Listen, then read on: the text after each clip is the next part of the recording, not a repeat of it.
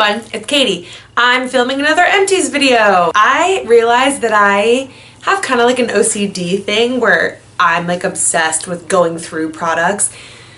That stands for things like in my pantry, my refrigerator, I have like an issue if somebody doesn't finish something. Ask Travis, like if he doesn't finish his Starbucks drink, I'm like, I don't know, it's a weird thing of mine. So I realized that's why I have so many Empties videos, because I just like go through things, which I guess is a good thing. Okay, we're gonna start with hair care. These two items go together. These are from Chi, and it is the Keratin shampoo and conditioner. These were big, huge bottles, and they lasted me a long time.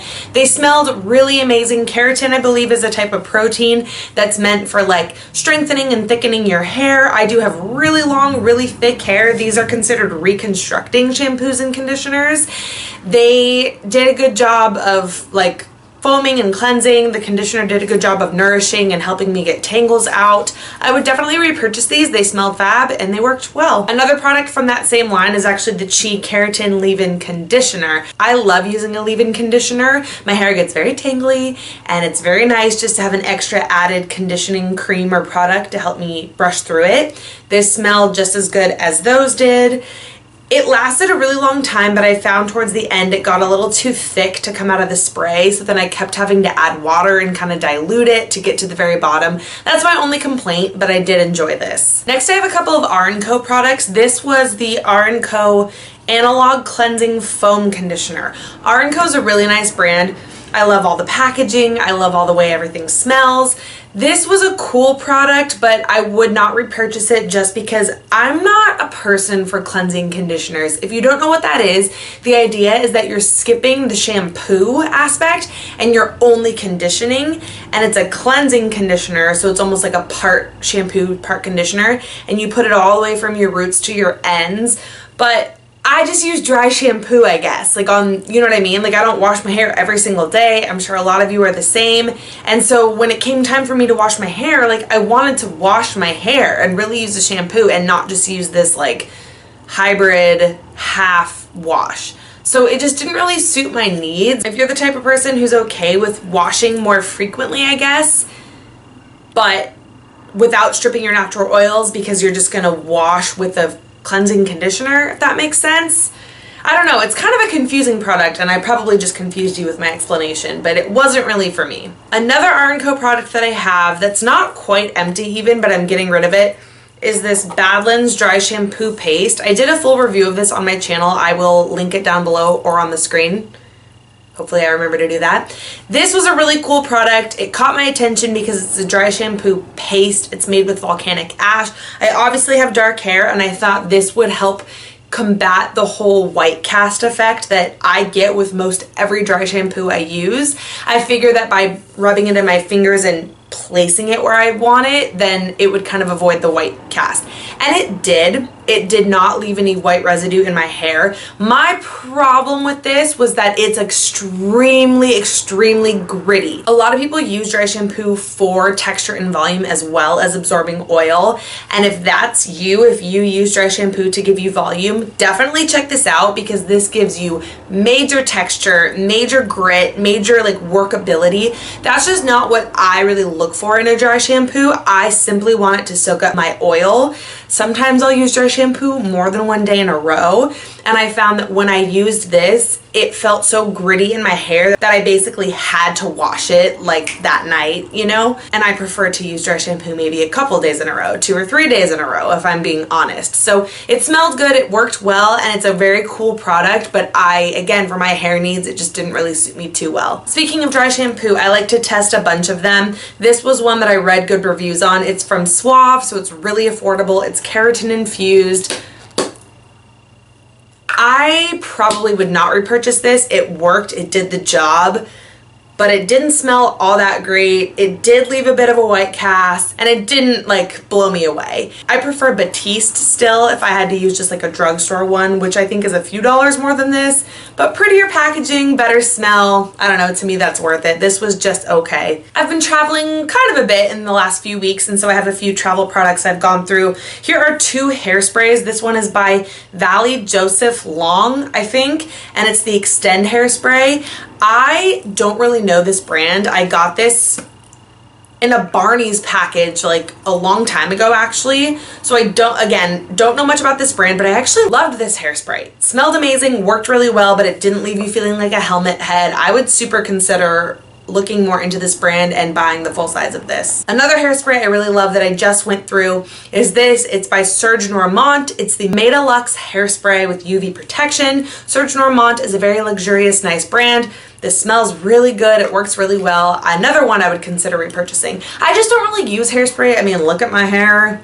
I don't really heat style it that often, so I don't have a great need for it, but this was a really good one, as was that last one. This is a product I've used many a times before. It's Beauty Protector, and it's the Protect and Detangle. I believe this is an exclusive brand to Birchbox, and it basically smells like that perfume Aquilina, I think, Pink Sugar. So it's a really, really yummy, sweet smell. It leaves your hair soft, it detangles, it leaves a little bit of heat protection. I really love this. I would definitely repurchase. And last for hair, this guy is an Oribe product. It's the Matte Waves Texture Lotion. This was a Birchbox sample.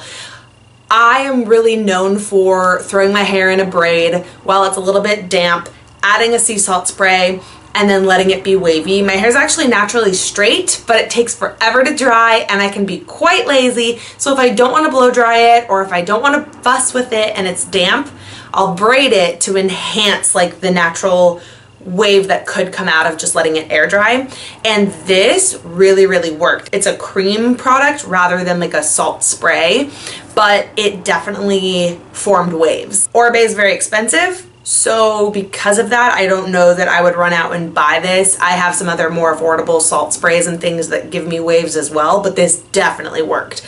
Like, I could tell that this enhanced my waves, and it wasn't just the braid doing it. I'm gonna jump into a bunch of candles because they're my fave. Of course, they're all Bath & Body Works. This one was Strawberry Mimosa. It was nice and sweet and fruity and inviting, really good for like the end of summer. This is one I would burn in my kitchen. It's called Paris Cafe, and it smells like coffee.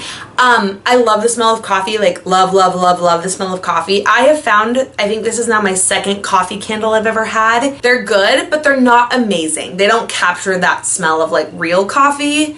I don't know. If you have any coffee candle recommendations, leave them below, because I liked it, but then when it actually burned, it smelled a little artificial. I don't know. Good, just not that good. This was another one that I loved, like towards the end of summer. Blushing Pink Rose Petals. It was a really, really, really pretty, delicate rose scent. Rose scents can be tricky. I can be a little picky with them, but this was a beautifully done rose. And then two that I finished literally yesterday. These are more fall candles. This one is called Autumn Day.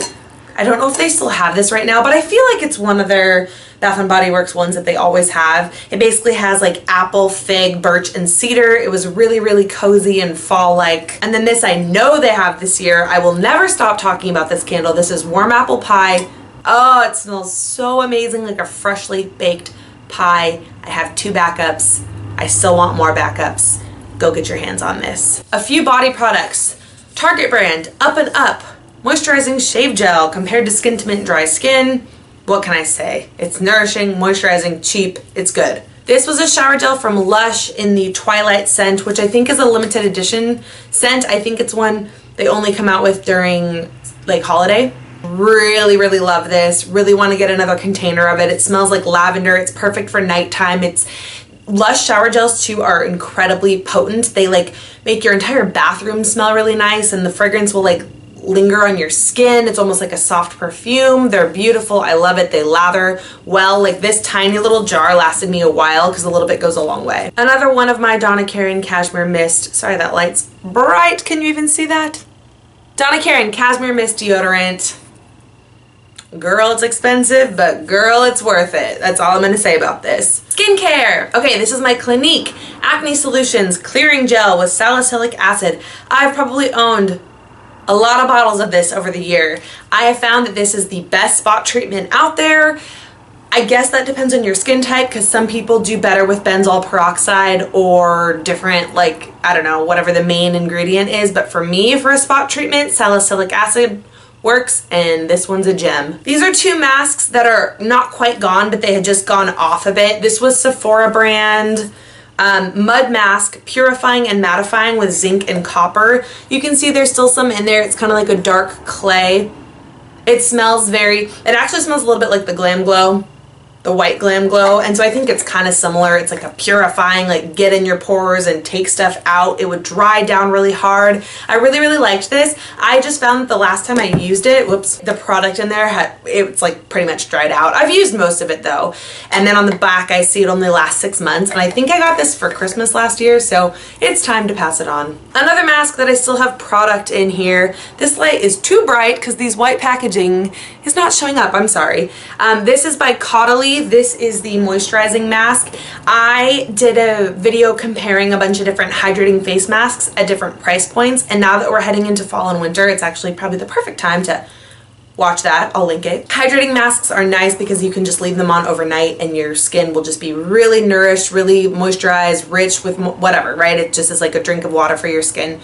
This was a really good one. I love Caudalie as a brand. I have quite a bit left in here actually because I just didn't use it that often and it's expired. I still have an Origins one from this same mask review that I did, and the Origins one is still good, so I'm still using that up. I did really like this, but it's a bit pricey, and I prefer the Glam Glow Thirsty Mud. If you're really gonna splurge, I would do the Glam Glow. And last for skincare, this is a small little guy, but it made an impression on me, as it should because it's La Mer. So this is the Eye Concentrate Eye Cream. Just a small sample, but I really, really loved this stuff. I felt like the moment I used it, I could see like my fine lines kind of like less visible. Definitely kept my under eyes nourished, hydrated. I really did feel like my fine lines started to kind of dissipate a little bit.